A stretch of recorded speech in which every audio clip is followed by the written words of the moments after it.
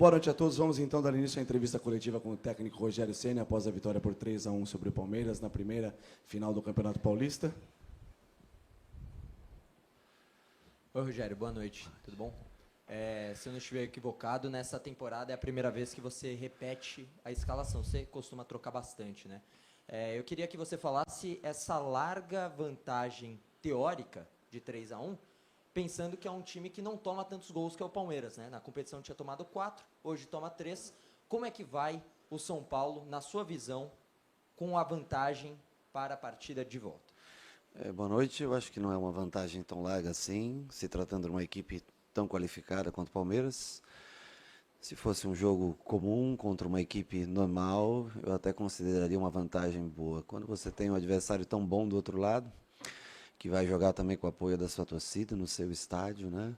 Essa vantagem diminui bastante. Mas eu fico feliz pela maneira como construímos o jogo, triste pelo gol que nós sofremos. Eu acho que o 3-0 ele nos deixava numa situação mais confortável.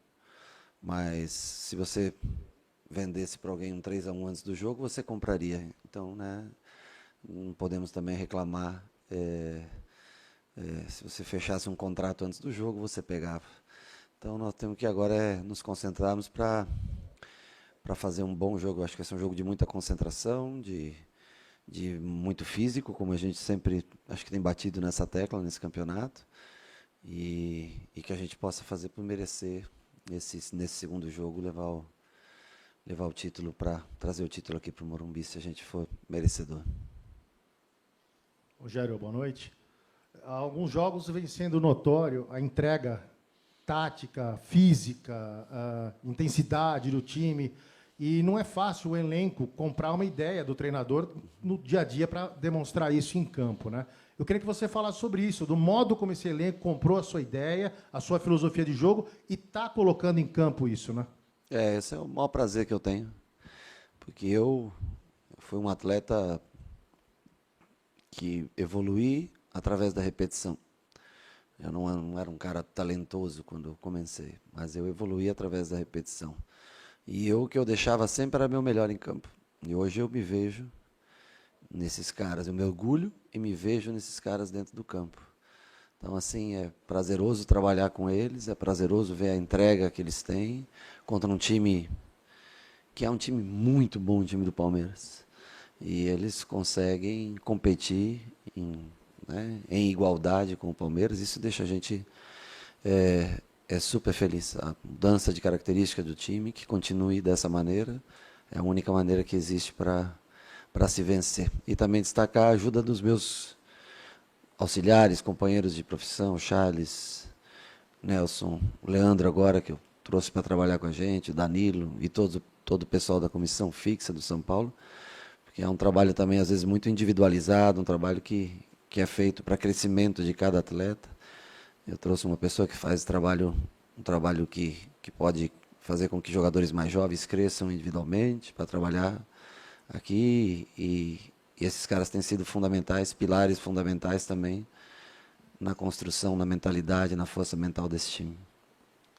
Rogério, boa noite. Você falou bastante a respeito da entrega, né? E lembrou um pouco do teu tempo de jogador. Queria saber se o treinador Rogério, que está vivenciando essa final de campeonato hoje, o que passou pela tua cabeça ao ver esse Morumbi completamente lotado e a torcida inflamando e ajudando a equipe nessa decisão contra o Palmeiras? Me deu saudades das noites de quarta-feira, seja elas de Campeonato Brasileiro, de Libertadores, ou mesmo de Campeonato Paulista. Mas a atmosfera que cerca esse estádio é uma coisa linda demais. Eu não sei quanto hoje? 60 mil pessoas no Morumbi, cara. Isso não tem preço. Falei para eles antes do jogo, quando subirem a escada, olhem bem para cima, porque é um presente na vida de um atleta. O cara que sobe essas escadas em noite de quarta-feira com 60 mil pessoas, ele se torna uma pessoa diferente. O cara que tem a oportunidade de jogar um jogo desse tamanho com uma torcida como essa, ele se torna um ser humano diferente. Tem que aproveitar, porque é curto, passa rápido, e é um prazer sempre poder subir as escadas desse vestiário, adentrar o campo com um espetáculo do tamanho que foi feito hoje. Rogério, hoje o São Paulo pareceu melhor fisicamente do que o Palmeiras, mesmo tendo um dia aí a menos, né, com relação à preparação. E mesmo você repetindo a escalação, dá para dizer que é um efeito do rodízio dessa temporada, porque o desgaste foi muito grande por conta de Covid, o São Paulo tinha alguns problemas. Dá para exaltar o rodízio novamente, mesmo repetindo a equipe? Eu acredito que sim, porque nós não tínhamos feito até agora, né? E nossas trocas são, na maioria do campeonato, foram de 5 para cima, né? Cada jogo, 5, 6, 7, 8 trocas. Eu acho que ainda alguns não estão no mesmo nível de outros na parte física, e até alguns que são fundamentais, né, para a montagem do nosso time na parte técnica, né? Mas mesmo assim nós fizemos as trocas durante o campeonato e hoje foi surpreendente porque eu achei que também o time acabou um pouco mais inteiro fisicamente do que o Palmeiras, que é um time extremamente competitivo, teve 24 horas a mais de recuperação. E é um ponto que nós vamos bater de novo essa semana, tentar recuperar bem esses jogadores para domingo, porque vai ser uma guerra, vai ser uma batalha no campo adversário. Rogério, boa noite. Caleri falou com a gente na Zona Mista que, na opinião dele, os 2 últimos jogos contra o Corinthians e esse foram os melhores do São Paulo na temporada. Eu queria saber se você concorda.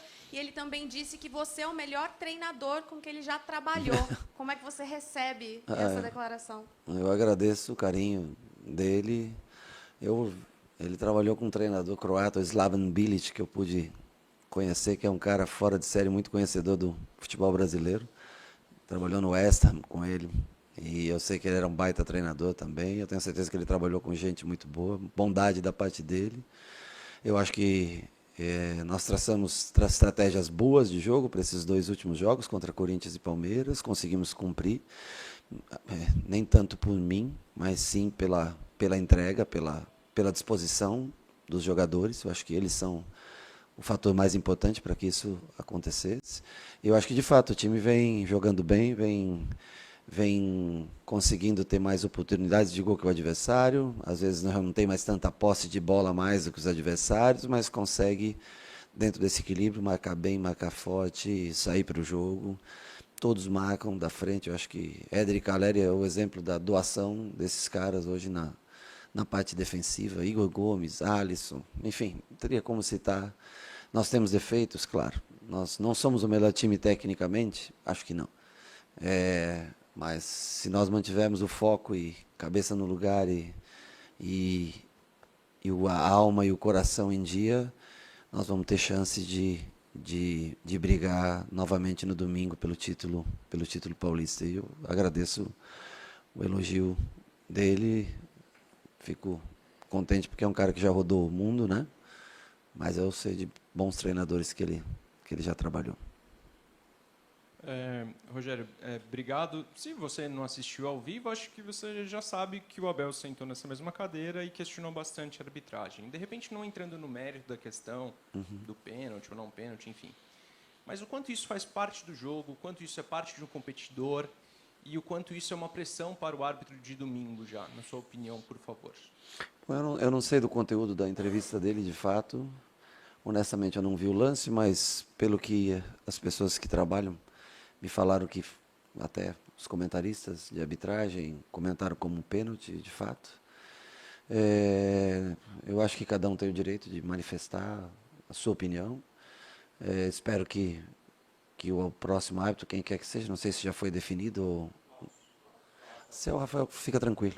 Se é o Klaus, é arbitragem boa, para os 2 lados. Ninguém vai reclamar dele, porque é um cara íntegro, correto. Deveria ter apitado as 2 finais, de tão bom que ele é. Posso ficar tranquilo que eu não vou reclamar dele ao final do próximo jogo, porque eu conheço o caráter, conheço a qualidade de arbitragem dele. Então, pode ficar tranquilo que vai ter uma excelente arbitragem no próximo jogo. E aí é a opinião de cada um, eu não sei, cada um se manifesta da maneira como se sente melhor. Rogério, por muito tempo a gente viu times no Brasil jogarem com duplas de atacantes. Sim. Né? E hoje não é tão comum, a gente vê o centroavante, pontas. O São Paulo está tendo esse tipo de esquema tático, vamos dizer assim. Como que esse tipo de esquema tático conseguiu se sobressair à defesa do Palmeiras hoje? Porque a gente viu o Caleri brigando muito e não tendo um zagueiro de sobra para pegar caso o Caleri passasse pelo primeiro. Tinha que ficar de olho no Éder também. Então, Então, que tipo de vantagem teu time leva quando você tem esse tipo de ataque? Bom, eu gosto muito das duplas de atacantes. Se você lembrar, no Flamengo, Bruno Henrique e Gabriel. No Fortaleza, muitas vezes com Wellington e David, Wellington e Romarinho. Eu gosto muito sempre da parceria, da proximidade. Aqui mesmo nós já jogamos num 4-3-3 com só um 9 de área. Me agrada mais a formação com 2, desde a época que o São Paulo jogava num 3-5-2, hora com, né, naquele título mundial com a Luizio e Amoroso, né, depois na Libertadores Luizão e Amoroso na final, Grafite, enfim, né, Aloysio e Leandro Guerreiro, Dagoberto e Borges. Eu acho sempre importante a presença próxima de um jogador ao outro de frente, centralizados. Para isso você tem que abrir mão de algumas coisas, mas eles têm que se dedicar. Tem que ser, são esses jogadores que jogam, quando se joga no 4-4-2 ou no 4-2-2-2, como queira, com meias de fora para dentro, com pontas de velocidade, mas eles, 2 homens da frente, eles têm que cumprir funções táticas muito importantes. Se eles não forem, por isso que não há mais espaço no futebol moderno para você ter um jogador que não seja competitivo dentro do campo. Você falar do 10, habilidoso. O Palmeiras tem um 10, que é habilidoso, joga muito e é muito competitivo. O Veiga, que é um baita jogador. Mas são raros os 10 que trabalham dessa maneira, que competem e jogam com tanta qualidade. Por isso que às vezes você joga com 2 8s, joga com um 5 e 3 8s, né? Porque é difícil você encontrar no cara a responsabilidade no que ele precisa fazer defensivamente, junto com a qualidade e a criatividade ofensiva. No meu time, nos times que eu trabalho, eu não consigo dispensar um jogador do serviço defensivo. Todos têm que participar na hora de defender também. Rogério, boa noite. Você falou sobre saudade, de como que o Morumbi com 60 mil pessoas te dá saudade. Acontece algo curioso, sempre que tem uma falta na entrada da área, a torcida grita o seu nome. Queria saber como que você se sente no momento. E aí, falando um pouquinho sobre torcida também, talvez no seu pior momento pelo São Paulo, naquele 4-0 contra o Flamengo, Sim. Você falou nessa cadeira aí que se você pudesse, você ressarciria o torcedor que eles não viram o jogo do São Paulo naquele dia. Você acha que hoje esse torcedor está ressarcido de alguma maneira? Olha, eu acho que sim, eu acho que o torcedor vê hoje o que ele... Eu fazia tempo que eu não via a torcida gritar time de guerreiro, né? Eu acho que hoje o final ecoou isso bastante no estádio, que a gente seja guerreiro o suficiente para trazer esse título. Quanto ao bater falta, hoje não dá, porque ontem eu acabei tendo uma ruptura do reto femoral, e eu tenho que ficar acho que 8 semanas sem bater na bola. Fui bater na bola no treino ontem e o músculo rompeu. A gente vai ficando velho, né, e acha que ainda pode fazer as coisas. Mas nós temos que bater melhor as faltas quando nós temos, né? Hoje nós, Nestorzinho, nós vamos conversar para bater melhor da próxima, porque bateu no joelho do jogador do Palmeiras. Nós temos que, quando tem uma oportunidade boa assim, temos que valorizar mais. Tudo bem que os principais batedores não estavam em campo, né? O Rigoni, que pega muito bem na bola, normalmente não estava em campo. O Sara, que costuma bater bem na bola, também não estava em campo. Mas é algo que eles têm que trabalhar, né, para ter, quando tiver oportunidade, uma bola dessa, nós temos que caprichar um pouco mais na cobrança. Rogério, tudo bem? Ontem na coletiva você disse sobre o desejo de transformar esse elenco numa geração vitoriosa. Sim. Você disse que o Palmeiras também era. E, coincidentemente, há 30 anos, quando o São Paulo conseguiu ser bicampeão, foi o início daquela geração vitoriosa, teve um brasileiro junto também, mas aquele bicampeonato do Paulista marcou, e agora pode marcar vocês também. Eu queria saber o quanto isso é debatido entre vocês, conversado entre vocês, esse desejo de ser uma geração vitoriosa, e o que falta para esse elenco para se tornar uma geração vitoriosa, além de títulos, óbvio. Eu acho que o Palmeiras, se eu não me engano, são 4 títulos em 2 anos, se eu não me engano, né? Eu acho que é assim. Nós, 2005, 6, 7, 8, foram 6 títulos importantes também, dentre eles um campeonato paulista, e isso faz marcar uma geração. Então, não é meu esse título, mas é do São Paulo. É muitos desses atletas que estão aqui hoje, o título do ano passado, e não tem jeito melhor de você se desenvolver do que se acostumar a vencer, se acostumar a ganhar jogos, se possível ganhar títulos. Eu acho que seria muito importante para essa geração que está aqui, essa geração de jovens jogadores que vieram de Cotia e foram amadurecendo, crescendo. Hoje já, para os padrões mundiais, não tão jovens, 22, 23 anos na sua média. Seria muito importante que eles pendurassem esse quadro na parede. Mas vai depender vai depender muito do que a gente apresentar no domingo, que o time mantenha esse espírito. Também eu falo sempre na parte defensiva, porque ofensivamente eles já sabem a maneira como eu gosto que eles joguem, né, como construam. Então nós sempre batemos na tecla da parte defensiva. Felipe Luiz sempre falava para mim no Flamengo, cara, toma conta da parte defensiva, porque ofensivamente você gosta de jogar e deixa a gente jogar e mostra como caminho. E defensivamente ele sempre me citava o Simeone, né? Bate na parte defensiva, bate na parte defensiva. Então, é por isso que a gente fica chateado quando sofre um gol como esse no final, né? Então nós temos que cada vez mais crescer defensivamente, porque ofensivamente eles já sabem mais ou menos o padrão de jogo, o padrão de construção. Os nossos jogadores já sabem. Nós temos que se fortalecer defensivamente, dar valor à bola, dar valor ao resultado. Nós temos que trabalhar para que a gente não sofra 2 gols do Palmeiras no próximo domingo. Rogério, boa noite. Um personagem tão grande, igual a ti, na história do São Paulo, porém aparecendo pouco nesse momento, o Muricy Ramalho. O quanto ele está sendo importante no seu trabalho e quanto ele será importante nessa semana tão decisiva para você chegar ao título, seu primeiro título como treinador no São Paulo. Cara, a maior importância que eu tenho do Muricy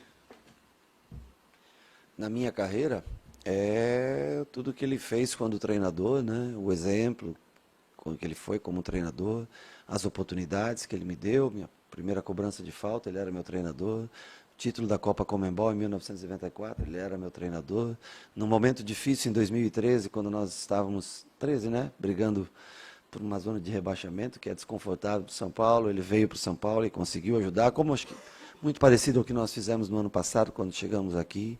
Então, os maiores exemplos que eu tenho é o que eu vivi junto com ele em 3 trabalhos diferentes. E um cara sempre muito sério, muito correto, né? Ele fez parte da minha carreira como atleta. Tenho sempre muita gratidão e carinho muito grande por ele. Encerramos então com o técnico Rogério Ceni. Obrigado a todos que nos acompanham presencialmente e pelo YouTube. Uma boa noite a todos.